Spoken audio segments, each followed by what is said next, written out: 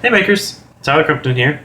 This is the second video that I have for the Adafruit Gemma Hats Off video contest, where I will be creating the Sherlock Holmes case hat with the ping sensor in the back that detects when people are behind you. If you don't know what I'm talking about, there's another video, put a link to it in the description here.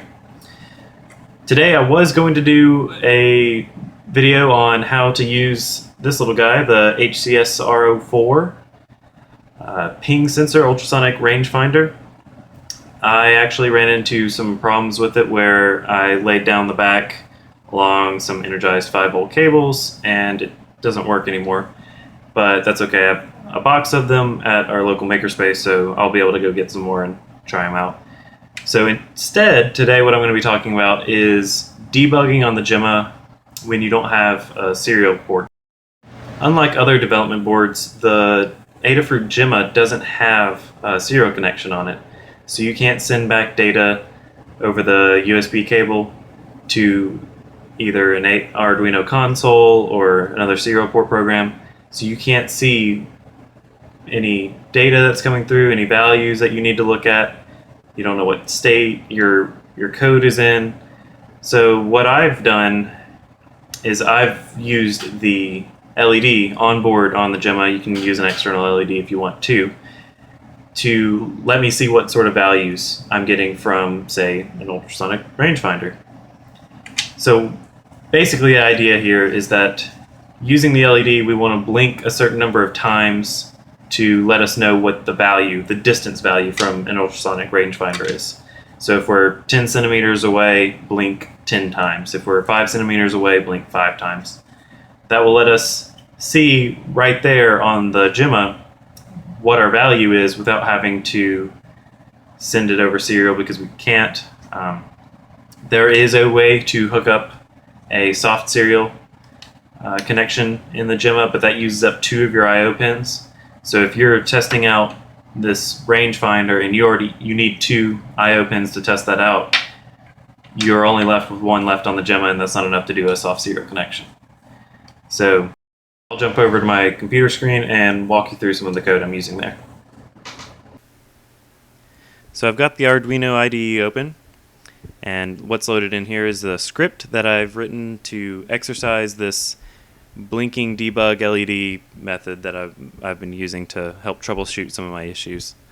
So I'm just going to start from the top, work my way through. If you have any questions, leave a comment and I'll try to help you out any way I can. So at the top we have this constant LED pin 1 equals 1. This is just to define which pin we want to blink. The Gemma has a built-in LED on pin 1, so we're just going to go ahead and use that one for now.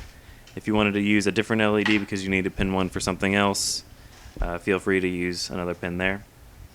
And then in our setup, what we have here is a delay for 3,000 milliseconds. So that's 3 seconds. The reason we have that is because the Gemma, when it boots up, it goes through the bootloader, it blinks a couple of times, it pulses in and out, and we want to be able to distinguish between our pulsing in and out there and actual blinks later. So I just put a couple seconds in there so we can see what's going on a little bit more clear. So right now we set the pin mode to an output on the LED pin. It should already be an output, but just in case, it's always good practice to go ahead and set it to an output. And then we have blink debug 3. So what this will do, and I'll explain how this works later, but blink debug 3, the 3 will tell the LED to blink 3 times.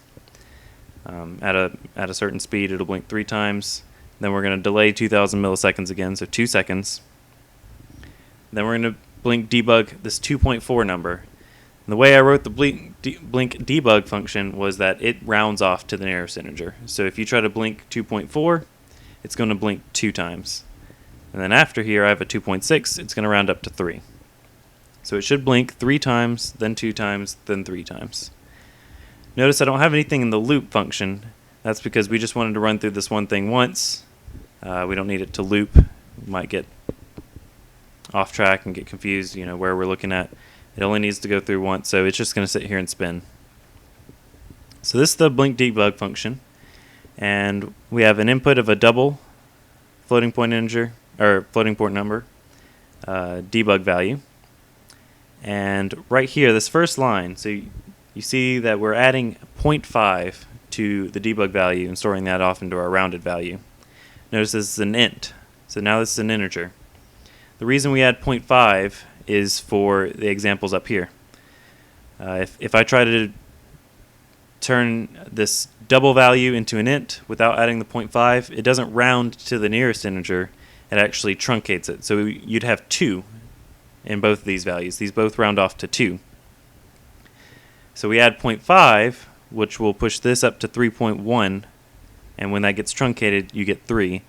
This will be pushed up to 2.9, and it still gets truncated to 2. So that's just a little trick to round something, is to add 0.5 and then convert it to an integer, truncate it. Then we have a for loop that runs the number of times as our rounded value, and blinks the light on for 200 milliseconds, off for 200 milliseconds. So it's a pretty fast blink. You'll see that in the video in just a second. So as I said earlier, what we expect is 3 blinks, 2 blinks, and then 3 blinks again, and then it should just spin with the light off. So we'll jump over to the circuit.